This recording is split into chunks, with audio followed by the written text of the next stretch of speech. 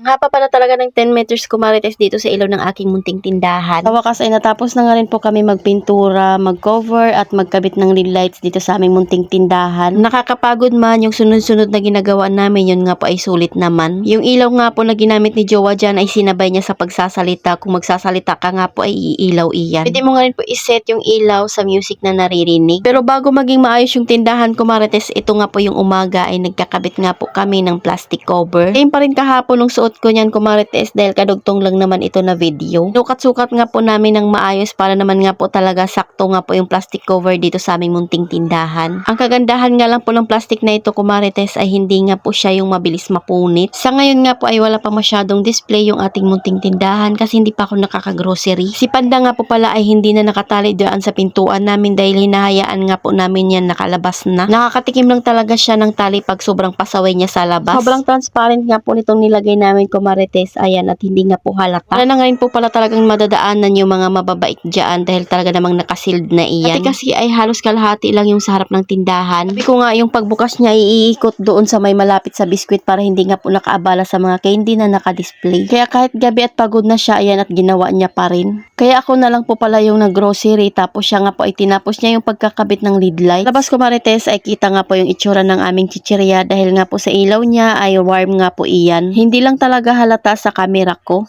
Kaya warm nga po pinalagay ko dyan para mas maliwanag nga po yung chichirya dahil medyo madilim nga po dyan banda sa pintuan namin. Dahil may nagsumbong ngang nagpapasaway si Panda sa labas kaya ayan tinali na nga muna ni Jowa pero saglit lang iyan kumarites, mamaya makakawala iyan mag-isa. Kayang-kaya niya na rin kasi talagang pakawalan yung sarili niya pag itinatali mo. Medyo madami talaga akong pinamili ngayon kumarites kasi nga ilang araw nga kaming hindi na grocery. Na nga po itong mga chichirya ay talaga namang marami na nga pong kulang dito. Tapos yung mga biskwit ay nagdagdag na nga po ako ng iba pang mga paninda. Ilang karton at chichirya lang ito kumarites pero halos nasa 8,000 na nga po iyan. Mas nga ay parehas na nga kami ni Jowa na nakaligo dahil kahapon nga po ay talaga namang hindi na kami naligo. Tapos kinabukasan balik na naman nga po sa mga ginagawa. Kagaling ko pala ng grocery kumarites ay naikabit niya na rin yung lead lights dahil sinabi ko naman nga po sa kanya kung ano nga po yung gagawin niyang pagkakabit. Nakakabawas din talaga ng isipin kumarites kung kaya nga tumulong ng partner mo or jowa mo sa inyong mga ginagawa. Saka lang kasi talaga ang magde-display dyan ay talaga namang ang tagal-tagal mong matatapos. Nilalagay niya na nga rin po pala yung mga noodles or mga pansit canton at asukal doon sa pinaka-drawer. Kaya ayan, hinihiwalay niya na nga po yung iba para may ayos niya na lahat. Sa mga post ko nga kumarites ay madami din talaga akong nababasa na yung kita sa tindahan ay binabayad lang sa utang. Naku, galing din ako dyan kaya okay lang iyan, at least nakakabayad nga po tayo ng utang. Kung nagagastos nga rin natin yung budget sa tindahan kumarites ay okay lang din talaga yun dahil ganyan po talaga yung buhay, ang mahalaga may pagkukuhaan. Dahil hindi naman nga tayo mayaman at hindi tayo anak ng kontraktor, abay wala talaga tayong choice. Ang lagi ko ngang sinasabi, at least ay may nakukuhaan nga tayo habang hindi pa nakakahanap ng trabaho yung ating mga jowa. Kung kailangang umutang ay wala naman talaga tayong choice dahil limited lang din yung pera na hawak natin. Ang mahalaga nga doon ay hindi nga tayo sumuko at tuloy-tuloy pa rin tayo sa ating ginagawa sa pagtitinda. Sobrang sarap kayang dumiskarte lalo na nga kung galing kayo sa walang-wala. Tapos unti-unti kayong nakakapundar ng mga gamit. Sa mga dati ko pang followers kumarites, dati talaga yung tindahan ko ay Sara Store. Lagi ko naman nga po yan sinasabi. Pagdating naman sa utang, may arawan, may kinsenas katapusan at may lingguhan pa. Last August lang talaga ako nakabayad sa utang namin. After ko ngang mabayaran yung mga utang namin, ayan, at lumago na nga po yung tindahan namin dahil wala na nga kaming binabayaran. Tinatanggal ko na nga po dyan yung mga dating nakadisplay para i-refill nga po doon sa aking lagayan. Mga organizer na mura nga lang din po yung pagkakabili ko.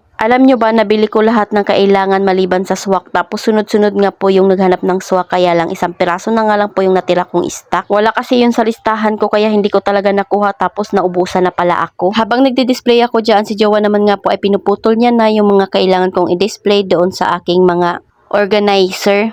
So ayan, bigyan muna natin yung bumibili kumarites dahil habang nagdi-display tayo hindi rin talaga may iwasan na may customer. Pinaakyat ko nga muna yung dalawa sa taas para naman nga po walang istorbo dito sa pagdi-display namin. Dahil sabi ko nga sa inyo, itong sala namin napakaliit lang, halos pag may 5 tao na ay hindi na magkasya.